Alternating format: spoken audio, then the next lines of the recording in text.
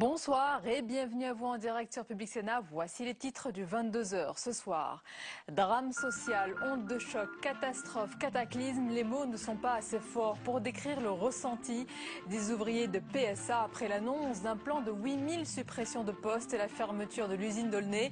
Cette annonce est d'une ampleur inégalée depuis la crise de 2008, tous secteurs confondus. Elle met aussi le gouvernement sous forte pression.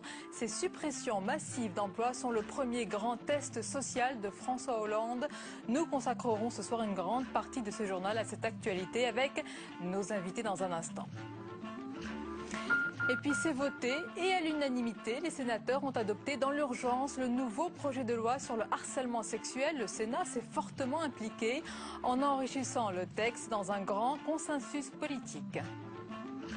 Enfin, rien n'y fait. L'opposition syrienne se heurte encore et toujours à Moscou. La Russie a qualifié d'inacceptable le nouveau projet de résolution déposé à l'ONU. Dans ce texte, européen et américain donne 10 jours au régime de Damas pour retirer ses troupes et les armes lourdes sous peine de sanctions.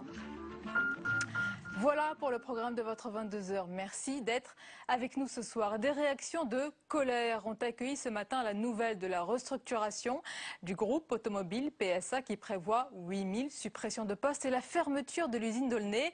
Je vous le disais dans les titres, les mots sont à la hauteur du choc ressenti. Les ouvriers parlent de crime social, de drame, de cataclysme. Ce sont, il faut dire, des milliers de familles qui sont concernées car PSA est pour beaucoup la seule source de revenus pour ces ménages. Paul Bouffard était sur le site d'Aulnay-sous-Bois. Le coup de massue dépasse largement les grilles de l'usine. Kader travaille pour Emma France, un sous-traitant du site d'Aulnay. Avec ses collègues, ils sont les premiers fournisseurs de Peugeot Citroën. Ils fabriquent les ossatures en tôle des voitures. Aujourd'hui, l'inquiétude est générale. Ils ont une famille, ils ont des crédits, ils ont acheté des maisons, ils habitent dans le secteur. Donc il y en a qui se sont engagés pour acheter des appartements, donc ils sont vraiment pris à la gorge. Si on n'a pas de garantie, on a des doutes et la crainte des salariés, c'est que si demain ils ferment, nous aussi on peut fermer. L'onde de choc frappe toute la région. 3000 salariés sont licenciés, des clients qui ne viendront plus chez Jean-Louis, boucher depuis 46 ans. La fermeture va fragiliser l'économie locale. Ça peut entraîner la mort des petits commerces, hein. Certains petits commerces, c'est sûr. Le café à la sortie de la gare, ça fait quand même beaucoup de personnes qui iront prendre leur café le matin. Vous avez un ramassage d'autobus, c'est pareil, ces personnes-là, c'est fini, hein, le service il ne travaillera plus. 400 familles de la commune sont concernées par l'annonce du groupe. Selon le maire, ici les services sociaux sont déjà saturés. Et PSA sur le départ, c'est aussi un manque à gagner important pour les finances de la ville. Le départ de PSA pour Aulnay, c'est 4 millions d'euros en moins au budget annuellement. 4 millions d'euros, c'est 2 crèches en investissement et c'est le fonctionnement pour un an de très gros services comme le service de l'éducation et le service de la prévention sécurité. Devant l'usine, beaucoup de questions restent pour l'instant sans réponse. Combien de salariés seront reclassés? Combien devront finalement quitter la région?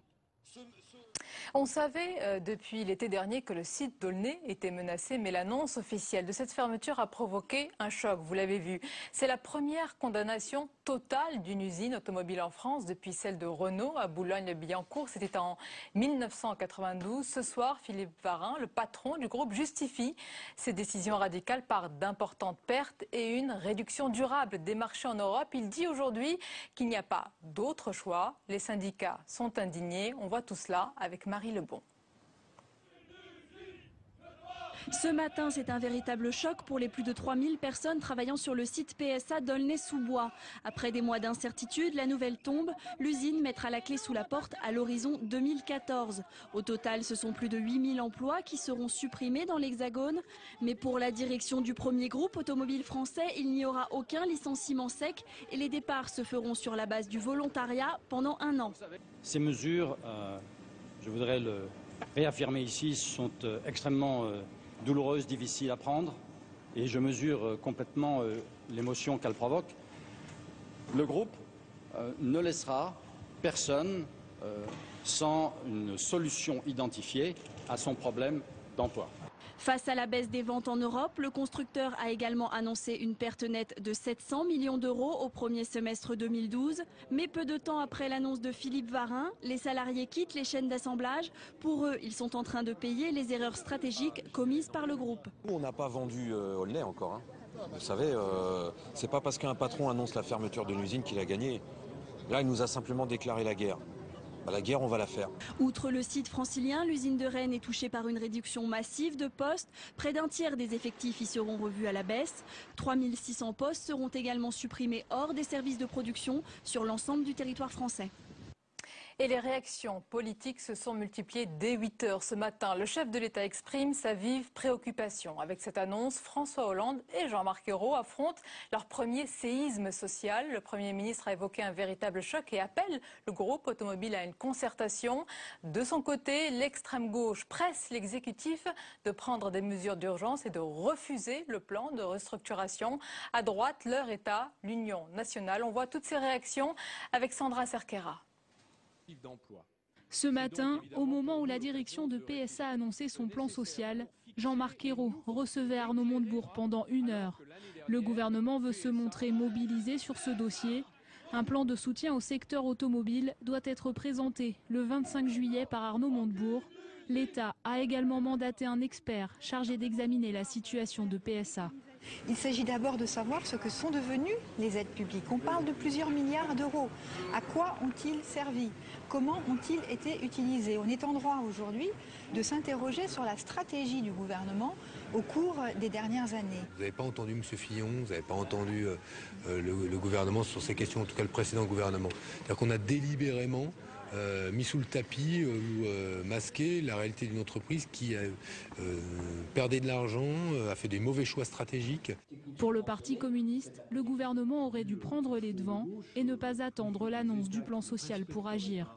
On est dans la version la plus dramatique de ce qu'on pouvait imaginer. C'est un coup dur pour les salariés et puis un coup dur pour l'industrie nationale. Donc je crois que le gouvernement doit prendre immédiatement position. À droite, on attend des mesures courageuses pour relancer la compétitivité, sans pour autant s'en prendre au gouvernement. L'heure n'est pas à la polémique. Là, nous sommes sur un enjeu national et ce qui arrive à PSA pourrait arriver à d'autres entreprises. Et donc, il faut vraiment prendre cette affaire très sérieusement en compte et puis peut-être organiser quelque chose qui ressemble à un accord majorité-opposition sur ces sujets. Pour Marine Le Pen, c'est l'ultralibéralisme de Bruxelles qui est en cause. Le FN réclame l'entrée de l'État au capital de PSA, une solution rejetée ce matin par la direction. Et avec nous ce soir pour évoquer cette forte et triste actualité, Jean-Pierre Mercier, bonsoir. Bonsoir. Bienvenue à vous, vous êtes délégué syndical CGT sur le site d'Aulnay-sous-Bois. Avec nous également notre chroniqueur Jean-Louis Goumbaud. Bonsoir Jean-Louis. Bonsoir Sonia. Alors Jean-Pierre Mercier, vous parlez ce soir encore, j'imagine, sous le coup de l'émotion, du choc. On l'a vu dans notre reportage, ce sont des milliers de familles qui sont concernées. Plusieurs heures après cette annonce, quel est votre état d'esprit? Toujours en colère et toujours écœuré. Écœuré par la manière dont la direction de Peugeot a menti pendant 12 mois à la France entière. Voilà. Pendant 12 mois, nous, quand on a révélé le document secret, on a dit la vérité, on a prévenu tout le monde, tous les responsables politiques. J'entendais Benoît Hamon qui disait que en fait, PSA avait mis ça sous le tapis. C'est faux, c'est faux. Nous, on avait fait le boulot. On avait révélé il y a 12 mois ce document secret de Philippe Varin qui programmait la fermeture de l'usine d'Aulnay en 2014 et qui allait l'annoncer après les élections présidentielles et législatives. Donc aujourd'hui, tout le monde était prévenu de ce choc. Alors aujourd'hui, les responsables politiques sont choqués, ils sont sous le choc. Nous, on n'est pas sous le choc. Nous, cette affaire, on l'avait dévoilée. Alors vous savez, aujourd'hui, on est mobilisés, on est déterminés. Ce qui va s'annoncer dans les prochains mois, ça va être une mobilisation extrêmement forte. On va monter en puissance et on va faire appel à tous les salariés qui sont menacés de licenciement. On va en parler. On va parler de cette prochaine section. Mais est-ce que vraiment, ce soir, à l'heure où nous parlons, vous avez encore un espoir que l'usine ne ferme pas? Ou est-ce que vous êtes déjà dans la lutte d'après, j'allais dire, dans sauver ce qui peut encore l'être? Il y a beaucoup de responsables politiques, d'experts économiques, de spécialistes de l'automobile qui voudraient nous voir baisser la tête, qui voudraient nous voir pleurer, baisser les bras. Eh bien, ils se trompent très très lourdement. Je peux vous dire que oui, on a toujours l'espoir que cette usine elle ferme parce qu'on ne sait jamais ce qui peut se passer dans les prochains mois. On vit dans une situation de crise économique. Qui sait si les usines de Poissy, de Mulhouse, de Sochaux, nos camarades là-bas vont pas prendre conscience du danger mortel qui pèse aussi sur eux si Peugeot arrive à fermer l'usine d'Aulnay. Alors dans ces cas-là, oui, on pourra sauver l'usine d'Aulnay. Vous avez l'impression de payer les erreurs stratégiques du groupe? Bien sûr, mais les salariés sont toujours là pour payer les pots cassés des erreurs des dirigeants. Bien sûr qu'il y a sans doute eu des erreurs de stratégie, mais pourquoi ça serait aux salariés de payer? Pourquoi c'est toujours aux salariés que revient cette variable d'ajustement quand il faut réduire des usines, quand il faut réduire de la production? Non, bien sûr que non. Maintenant, ça serait au tour des actionnaires de faire des sacrifices. Ça serait au tour de la famille Peugeot, qui, je le rappelle, est une des premières fortunes de Suisse. Voilà, ce sont des milliardaires qui nous dirigent. Une annonce ce soir, celle de Philippe Varin, qui dit qu'il n'y aura pas de licenciement sec. Excusez-moi de dire, mais c'est encore un mensonge. C'est encore un mensonge, parce que qui peut croire qu'il veut que 3600 salariés, avec cette usine qui va fermer, il n'y aura pas un seul licenciement? Personne ne peut le croire. Vous ne le croyez plus aujourd'hui, en fait, quelle que soit la proposition qu'il fait. Bien sûr, il a perdu tout crédit à nos yeux, toute confiance. Vous allez devoir confiance. parler avec lui si vous voulez Bien aboutir sûr, à une solution. mais on va parler avec un rapport de force. Il sera obligé de nous écouter, on va lui imposer nos choix. Voilà, ça c'est la manière de discuter avec Philippe Varin. Et je peux vous dire que là, le 25 juillet prochain, on va se prononcer sur un plan collectif de licenciement pour motif économique. Voilà, c'est là-dessus qu'on va demander aux organisations syndicales de se prononcer. Encore une réaction ce soir, on apprend que la SNCF ou encore Air France pourraient recruter des personnels licenciés. Je vois déjà ce sourire du site PSA, ça peut être... Bah, écoutez, Air France, ils ont annoncé un plan de 5200 suppressions d'emplois. Mais on se moque de qui, là? On se moque de qui? Bien sûr que... Alors, je pense que toutes ces entreprises semi-publiques où l'État a encore un certain pourcentage dans le capital, le gouvernement a dû leur demander de monter au créneau pour dire « rassurez-vous ». Et de toute façon, ça va être le discours qu'on va nous tenir. Rassurez-vous, les salariés, on s'occupe de vous. Ne vous inquiétez pas. Voilà. Plus on entend... Ne vous inquiétez pas, plus on va se mobiliser et plus on va imposer nos choix. Vous allez peut-être l'entendre dans la bouche d'Arnaud Montebourg. Il était ce soir invité du 20h de France 2. Il dit aussi, il parle du devoir du constructeur vis-à-vis de la France. On l'écoute. Il y a, je crois, un devoir de Peugeot vis-à-vis de la nation France. Nous ne pouvons pas accepter aujourd'hui que des plans sociaux soient abusifs. Ils doivent être strictement proportionnés aux difficultés de l'entreprise. Pourquoi y a-t-il eu 4 milliards d'aides il y a quelques années sous forme de prêts, plus les bonus-malus, les crédits impôt recherche, le chômage partiel, le prime à la casse, la baisse de la taxe professionnelle? Comment a-t-on pu en arriver là? Un devoir vis-à-vis de la nation, Jean-Pierre Mercier, est-ce que c'est un élément rassurant pour vous ce soir? Écoutez, nous, quand vous êtes un ouvrier menacé de licenciement, vous croyez que des actes. Voilà, nous on attend de la part de Montebourg et du gouvernement des actes concrets de la manière dont il va s'y prendre pour empêcher Peugeot de fermer l'usine d'Aulnay. Et il a beaucoup de moyens entre ses mains quand on y réfléchit. Là, Monsieur Montebourg annonce toutes les aides que Peugeot a reçues et toutes les aides que Peugeot continue à recevoir. Mais Monsieur Varin dit ce soir que ces aides ne serviraient plus à rien maintenant. Eh bien qu'on lui supprime. C'est une perte sèche. On lui supprime. Et là, je peux vous garantir qu'on va l'entendre crier. On va l'entendre pleurer. Est-ce que, excusez-moi, la saignée ne risque pas d'être plus importante si vous lui supprimez? Il y aura d'autres suppressions d'emplois? Mais attendez, qu'on s'entende bien, juste un élément pour comprendre, c'est que ce matin, Philippe Varin a été le premier à dire que Peugeot n'était pas en difficulté. Il nous a affirmé que Peugeot disposait d'un matelas financier, d'une sécurité financière de 10 milliards d'euros. Ce qui lui cause problème, c'est le cash. Le cash, c'est les liquidités au jour le jour. Là, il n'a pas de quoi faire tourner. Mais il ne veut pas taper dans le coffre-fort où il y a 10 milliards d'euros. Il préfère licencier des salariés et fermer une usine. Bah là, on n'est pas d'accord. Oui, nous, on voudrait mettre notre nez dans les comptes pour voir réellement si les 700 millions de pertes, c'est vraiment réel. Quand on a menti pendant 12 mois, je suis convaincu qu'il continue à mentir. Jean-Luc Gombault, sur la situation de PSA déjà. Le problème de l'économiste dans ce genre d'histoire, c'est que ça rappelle un peu, à la fin de sa démonstration, le fameux vers de Molière. Et voilà pourquoi votre fille est muette. Et effectivement, ça ne peut pas satisfaire quelqu'un qui se bat à juste titre pour son emploi et son entreprise. Mais on ne peut pas isoler l'affaire d'Aulnay, et il n'y a pas qu'Aulnay d'ailleurs, parce qu'on apprend évidemment à Sochaux qu'il y a 578, parce qu'en fait, il y a 8000 personnes concernées, il n'y a pas que les 3000 d'Aulnay. Donc c'est beaucoup plus vaste que le drame qui se produit aujourd'hui à Aulnay. Ça s'inscrit dans le mouvement de désindustrialisation de la France. C'est-à-dire, sur les 750 000 emplois que l'industrie française a perdus, il y en a 100 000 depuis 10 ans qui concernent l'automobile et dont 50 000 chez les constructeurs. Donc il y a un affaiblissement structurel de l'industrie automobile qui ne date pas d'aujourd'hui. Alors il est vrai que là c'est spectaculaire parce que la fermeture d'une usine et d'ailleurs cet affaiblissement ne concerne pas que la France. Par exemple, on a fermé en Italie également. On a fermé il y a longtemps aussi à Villevorde. On va fermer encore en Angleterre. Donc il y a un affaiblissement structurel dans l'ensemble de l'industrie automobile européenne, sauf évidemment l'allemande.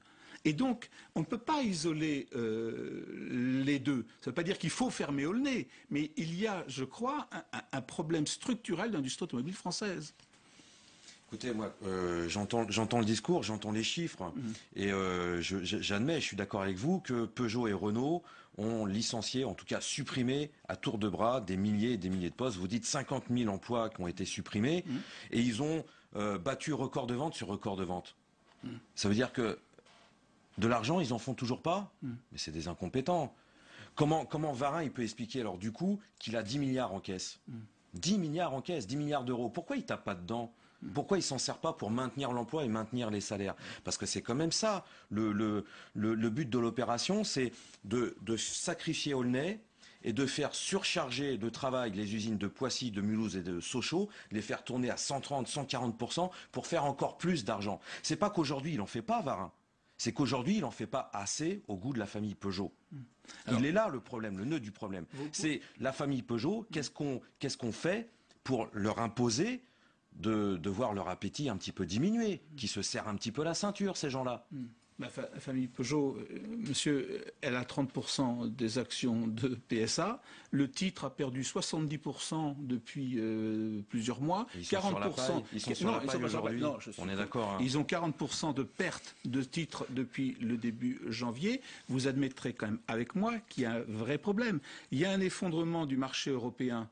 Le marché européen, c'est bel et bien effondré en Europe de l'automobile, c'est une réalité. Les ventes ont chuté, les ventes de PSA ont chuté, je crois, de 13% en un an sur le marché européen. Au niveau mondial. Hein? Pardonnez-moi, au niveau mondial, pas au niveau européen.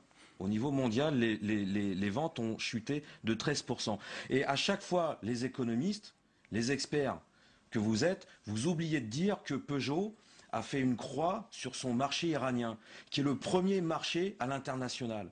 Peugeot vend en une année 450 000 véhicules en Iran. Et aujourd'hui, pour une décision politique, ils refusent de vendre des voitures en Iran. Ça veut dire que pour le premier semestre 2012, qu'on s'entende bien, le premier semestre 2012, par rapport au premier semestre 2011, où c'était un record de vente, il y a un delta, une baisse de 240 000 véhicules. Mais là-dedans, il y a les 200 000 véhicules que Peugeot aurait dû vendre en Iran. Où c'est pas un problème de compétitivité, c'est pas un problème que les travailleurs qui bossent en France, ils coûtent trop cher. C'est une décision politique de ne pas vendre à l'Iran. Donc effectivement, s'ils avaient vendu ces 200 000 véhicules en Iran, le niveau de vente de Peugeot en 2012 et 2011 aurait été exactement le même. Et ça aurait été beaucoup plus difficile à Varin de justifier l'injustifiable, c'est-à-dire la fermeture de l'usine d'Aulnay. On parle beaucoup des chiffres et ils semblent têtus, mais il y a aussi des familles derrière ces chiffres, on l'a dit tout à l'heure. Ce soir, Philippe Varin semble déjà avoir tourné la page. Cette décision est prise, on va l'écouter. Il était ce soir invité du JT de 20h de TF1. Ce qui est en jeu ce soir, Gilles Boulot, ce n'est pas de mettre plus d'argent à l'intérieur de PSA. Ce qui est en jeu ce soir, c'est de remplir nos usines.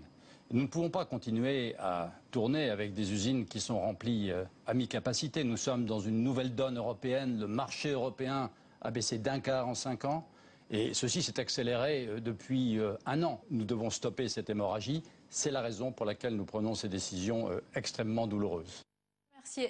Jean-Pierre Mercier, est-ce que ces usines ne tournent pas à plein? C'est la réalité? Aujourd'hui, Aulnay, on tourne à 100%.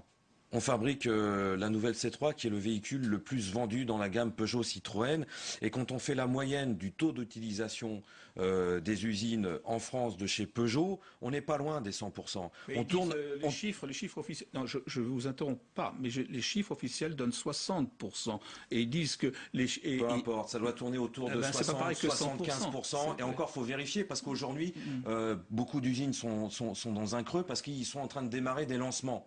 Donc on peut pas comparer, on peut pas parler de ce genre de chiffres. Il faut parler quand il y aura les lancements qui seront faits. C'est-à-dire quand les lancements seront faits, ça sera du 80-100%. Mais c'est pas ça que Peugeot veut. Peugeot veut monter ses usines à 140-150% alors qu'une usine automobile est rentable à partir de 75%. Bref, c'est vrai que derrière tous ces chiffres, Il y a aujourd'hui Varin qui a déclaré la guerre aux salariés sur le terrain de l'emploi en voulant mettre par terre une usine comme Aulnay, en licenciant à tour de bras, en licenciant aussi à Rennes, et à Rennes dans plusieurs années, dans quelques années ça sera sans doute son tour, et c'est ça qu'il faut éviter.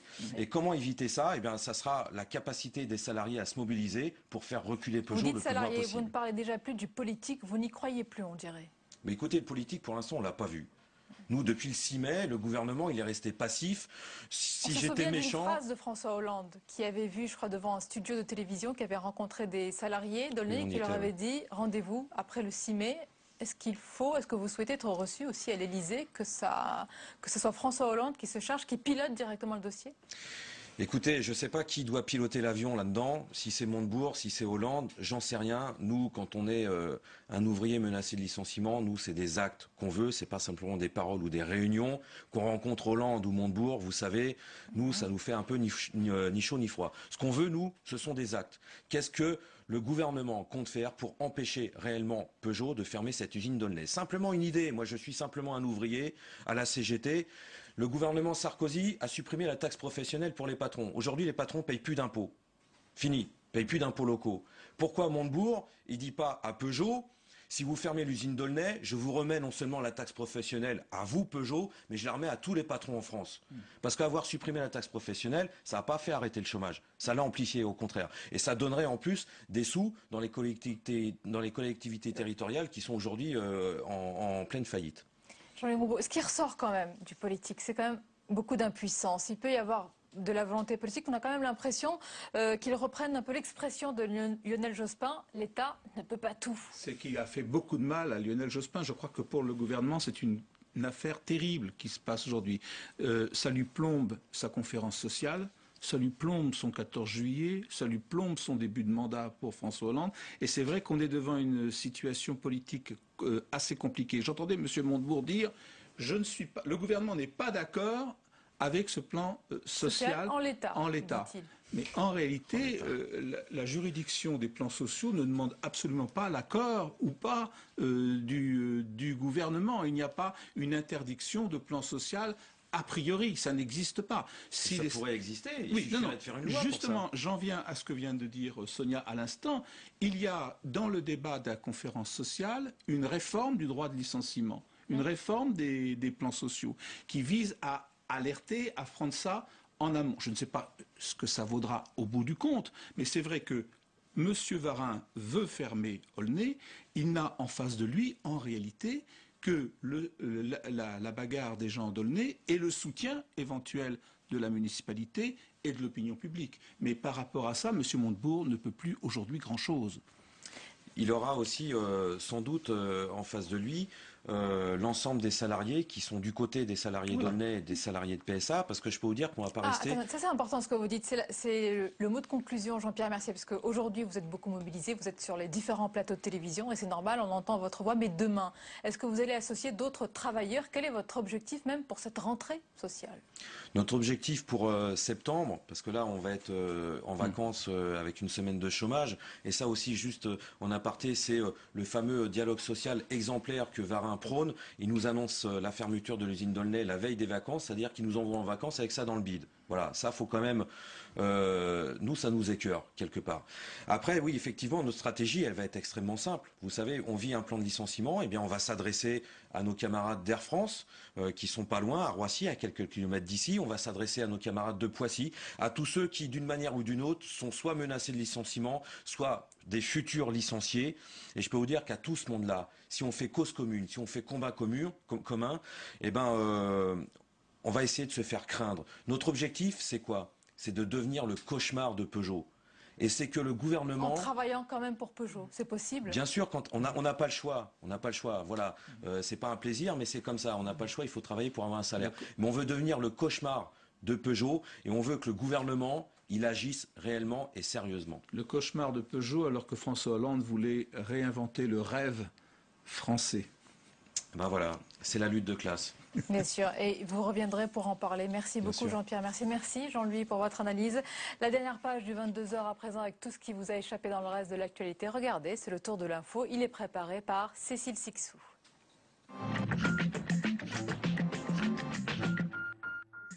Être belle, d'accord, mais pas en se détruisant la santé. Chantal Jouanneau tape du poing sur la table.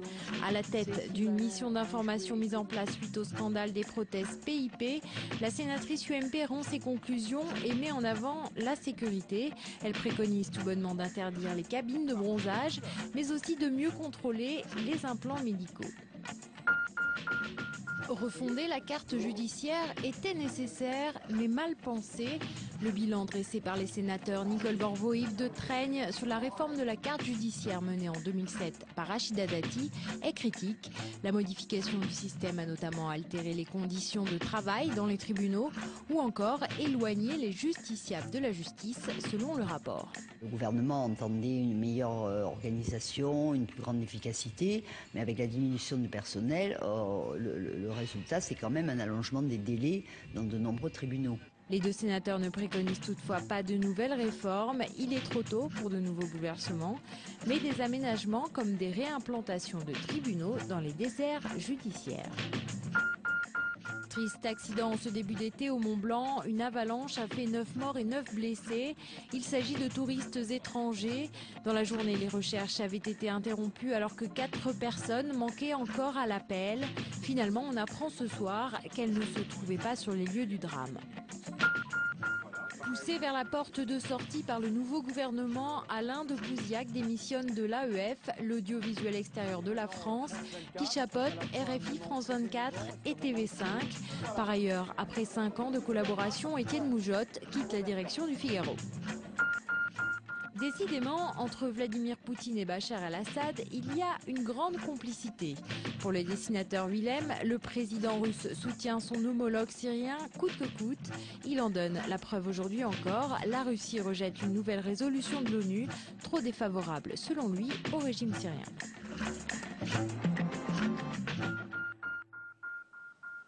Et l'actualité ce soir, c'est aussi le texte sur le harcèlement sexuel qui a été adopté au Sénat. Le projet de loi voté définit plus précisément le délit et alourdit les sanctions. Il a fait l'objet, vous allez le voir, d'un grand consensus politique. Les détails avec Thomas Raguet. Il y a 2 mois, il disparaissait du code pénal. Il y fait aujourd'hui son retour. Le harcèlement sexuel sera désormais ainsi défini. Le harcèlement sexuel est le fait d'imposer à une personne de façon répétée des propos ou agissements à connotation sexuelle. La réitération, Madame la sénatrice, c'est le propre même du harcèlement. Certains sénateurs, à l'image d'associations de défense de victimes, auraient préféré une définition simple, ne faisant pas référence au caractère répétitif des avances. Ils regrettent par ailleurs que l'on puisse désormais assimiler à du harcèlement sexuel des comportements uniques qui relèveraient davantage d'agression sexuelle. Sur ce point, la garde des Sceaux s'est voulue rassurante. Il ne s'agit pas d'utiliser cet acte unique pour déqualifier par exemple des infractions plus graves telles que l'agression sexuelle ou le viol qui n'est pas seulement une infraction, qui est un crime.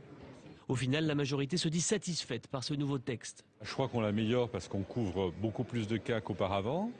Et puis je crois qu'on l'améliore à cause d'un amendement qui a été adopté hier et qui est passé un peu inaperçu, c'est l'amendement sur la vulnérabilité économique et sociale. Quand vous êtes dans la situation de détresse économique, c'est là où vous êtes potentiellement plus la victime. Donc je crois qu'on a fait un beau travail en ajoutant ce point dans le texte. Une nouvelle définition du harcèlement sexuel qui, sur le fond, fait consensus à gauche comme à droite. Nous sommes d'accord avec l'architecture du projet de loi et ce qui a été retenu, d'ailleurs essentiellement par le groupe de travail et par la commission des lois. Donc c'est le texte qui résultera de nos travaux et bien entendu nous le voterons. Le vote définitif du texte vient d'intervenir. L'Assemblée nationale devrait pour sa part voter conforme d'ici la fin juillet. Et c'est la fin de ce journal. Merci à vous de nous avoir suivis. Dès lundi, vous retrouverez Pierre-Henri Gergonne à 22 h pour votre journal. Quant à moi, j'aurai le grand plaisir de vous retrouver à la rentrée. Bel été et à bientôt.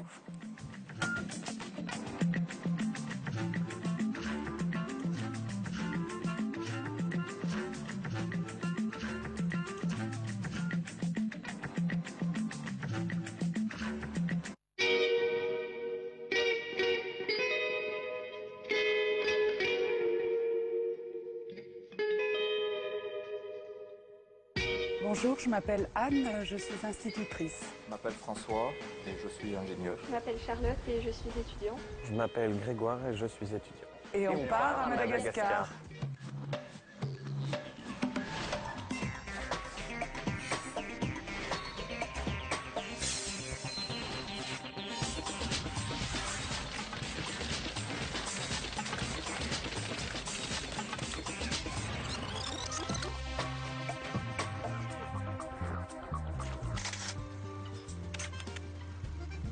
Pour moi, Madagascar, c'est une faune et une flore exceptionnelles et uniques.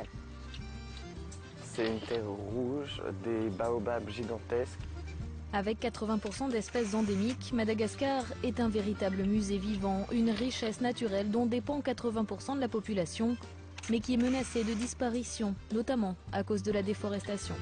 C'est également les lémuriens. Située au cœur de l'océan Indien, à 400 km des côtes africaines, l'île Rouge, à la terre très riche en fer et aux 20 millions d'habitants, est un mélange de cultures asiatiques et africaines. Pour moi, Madagascar, c'est une île exceptionnelle et une culture où on va découvrir énormément de nouveautés. Après une dure colonisation française, indépendant depuis 1960, les Malgaches ont enchaîné les crises politiques. En 2009, plusieurs semaines de manifestations à Tananarive ont contraint le président Ravalomanana à l'exil. Depuis, c'est un ancien DJ de 38 ans, maire de la capitale, qui est au pouvoir.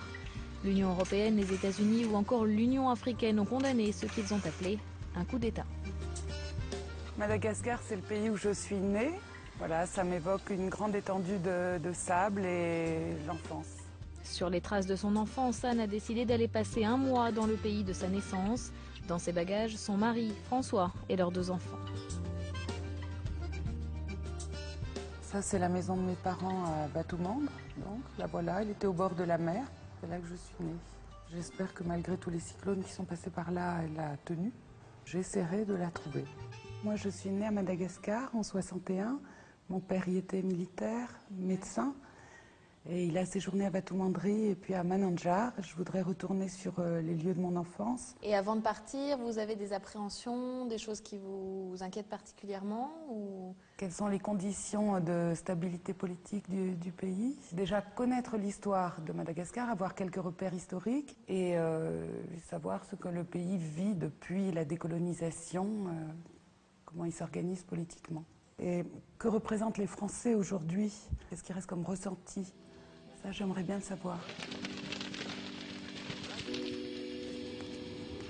Pour répondre aux questions de nos voyageurs sur l'évolution de la situation politique à Madagascar et de la place de la France, nous allons rencontrer Françoise Raisonjourde, elle est historienne, spécialiste de Madagascar.